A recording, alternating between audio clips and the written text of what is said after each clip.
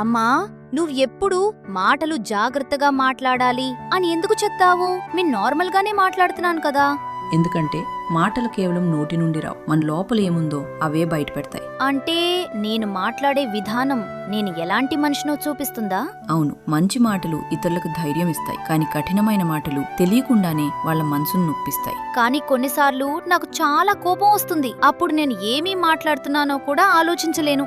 అందుకే మాట్లాడే ముందు కొంచెం ఆగాలి, రియాక్ట్ అయ్యే ముందు ఆలోచించాలి. నేను చెప్పబోయేది కరెక్టా కాదా అని ఎలా తెలుసుకోవాలి?